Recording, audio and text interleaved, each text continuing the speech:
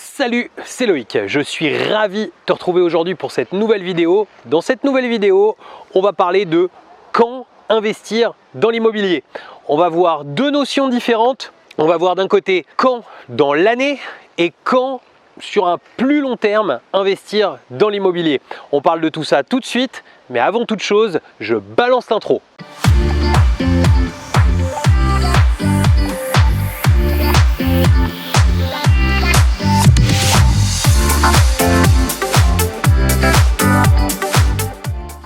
Alors avant de démarrer, je vais t'inviter à t'abonner à cette chaîne, rejoindre des milliers d'investisseurs qui l'ont déjà fait. Pour ça, tu as juste besoin de cliquer sur le bouton s'abonner qui est apparu dans la vidéo ou bien juste en dessous de la vidéo. N'oublie surtout pas la petite cloche pour être prévenu à chaque fois que je publie une nouvelle vidéo. Je t'ai mis aussi un lien vers le guide de l'investissement, ce guide PDF qui te permet de pouvoir démarrer sereinement des investissements rentables.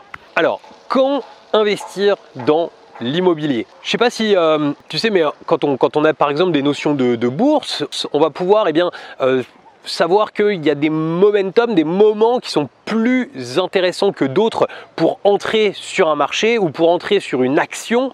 Ça va être par exemple les moments où ces actions ont fortement baissé, quand une valeur en réalité a fortement baissé. Warren Buffett a d'ailleurs un nom pour ça, en fait lui il appelle ça les sociétés qui ont un avantage compétitif durable. Donc si tu arrives par exemple à identifier une structure qui a un avantage compétitif durable, eh bien tu vas pouvoir rentrer quand l'actif s'est fortement déprécié, tu vas pouvoir rentrer dessus éventuellement. Il y a un autre moment qui est intéressant aussi pour rentrer sur les actifs en bourse, c'est le moment où une euphorie commence à se créer. Par exemple, alors c'est pas tout à fait de la bourse, on va parler de crypto-monnaie, mais tu vois l'année dernière quand le Bitcoin a commencé à s'enflammer, eh bien quand tu arrives à identifier ça sur un graphique, eh ben, c'est top, tu vas pouvoir rentrer dessus et puis prendre une plus-value, même si l'action a fortement monté, si tu y vois des signes intéressant, tu vas pouvoir avoir la possibilité de rentrer. Alors tu comprends peut-être pas forcément tout de suite le lien, mais on va faire un parallèle avec ça, avec l'immobilier. En fait, ce qu'il y a, c'est que l'immobilier, dans le meilleur des cas, dans le meilleur des mondes, on aurait envie de rentrer quand ça coûte pas cher, et puis forcément d'en sortir quand ça coûte cher pour faire des grosses plus-values. Et dans l'entretemps, on a gagné notre vie avec la location. Le problème, c'est que c'est très difficile d'aller savoir réellement si ça va fortement monter, fortement baisser, etc. Par exemple, en Espagne, avant que la bulle explose de l'immobilier il y a quelques années, tout le monde était d'accord pendant des années pour dire qu'il y avait une bulle, mais en réalité, tu as ceux qui ont attendu que ça tombe, qui ont fait des bonnes affaires, mais qui au final ne sont absolument pas enrichis pendant toute cette période où ça a monté.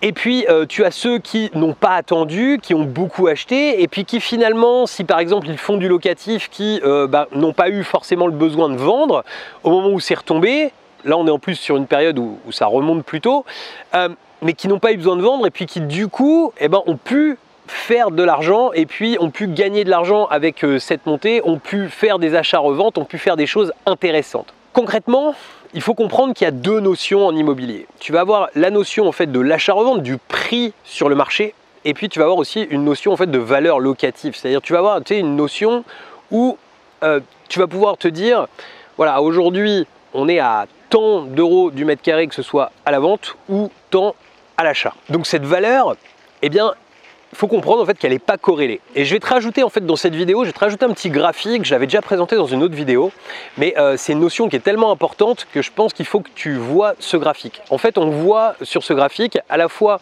les prix à travers le temps, donc les prix de vente, et on voit aussi les prix locatifs à travers le temps.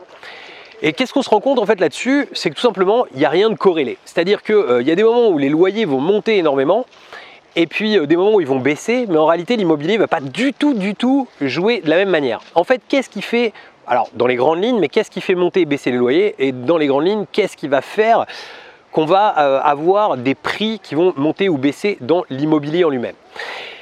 L'immobilier, ça réagit en fait selon l'offre et la demande. C'est-à-dire que plus il y a d'offres et moins il y a de demandes, plus les prix vont baisser, et plus il y a de demandes mais moins il y a d'offres, et plus les prix vont monter. C'est assez simple, c'est assez en corrélation avec ce qu'on pourrait retrouver en bourse justement.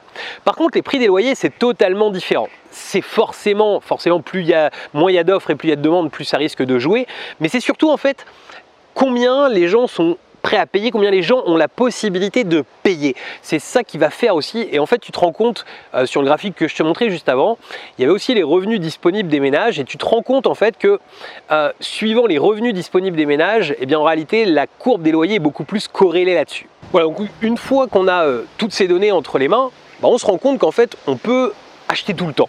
On n'a pas de moment plus opportun parce qu'il va être très difficile en fait de pouvoir se dire ce moment est le bon moment pour acheter, parce que rien ne te dit que plus tard ça va pas continuer à monter quoi qu'il arrive, parce qu'on n'est pas sur... Rien ne te dit qu'on n'est pas sur un marché qui est haussier mais qui va le rester pendant 5 ans, 10 ans, 15 ans. Et à l'autre inverse, on ne peut pas être sûr si par exemple on est en période de chute qu'on a atteint le plus bas. Je ne vais pas rentrer dans le détail, mais par exemple, j'ai un ami qui travaille au risque à la Société Générale. Au moment de la crise de 2008, la Société Générale a acquis par exemple tout un tas d'actions, et pourtant c'est des traders pro, parce que persuadés que ces structures étaient au plus bas, et c'est des structures qui aujourd'hui valent encore 2 fois moins que tout ce que Société Générale a pu acheter à l'époque, tu vois.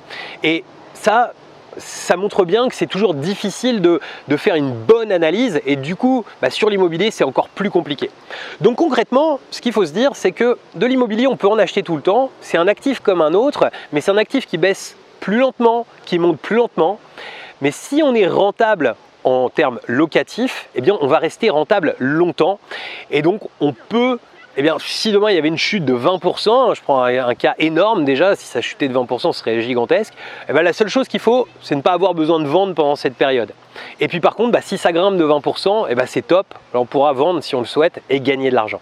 Voilà, donc tu vois, l'immobilier, c'est tout le temps le moment d'investir, et tu verras, si tu fais des recherches, si tu te rends compte, quand tu vas commencer à acheter de l'immobilier, ou si tu en achètes déjà, tu l'avais peut-être déjà rendu compte, il y a des moments plus propices dans l'année pour acheter, comme par exemple les périodes d'été comme on est en ce moment, parce que il y a moins de gens sur le marché, et il y a de très bonnes affaires à faire, de très belles négos sur des gens notamment par exemple qui seraient pressés ou autres, et qui n'ont pas forcément envie d'attendre la rentrée. Donc voilà, donc il y a des moments un petit peu plus propices. Si tu es par exemple dans un endroit qui est très saisonnier, par exemple au bord de la mer, tu seras mieux d'acheter une maison au bord de la mer en plein hiver qu'en plein été, parce qu'il y aura moins de gens qui seront en train de rechercher des maisons tout simplement.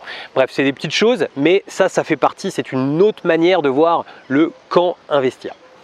J'espère que cette vidéo t'aura permis de pouvoir savoir un petit peu plus quand investir, savoir un petit peu plus, t'ouvrir un petit peu plus l'esprit sur l'investissement immobilier. Comme tu es resté jusqu'au bout, je vais te mettre un bonus dans cet écran de fin. Je vais te mettre les 5 piliers qui font de ta location courte durée un carton. Je vais te mettre aussi un lien pour pouvoir t'abonner à cette chaîne et voir tout un tas de vidéos. On est à plus de 160 ou peut-être plus de 170 vidéos aujourd'hui sur la chaîne YouTube. Et je te mets aussi un lien vers la playlist Les conseils immobiliers. Je te dis à très bientôt pour de nouvelles vidéos. Ciao!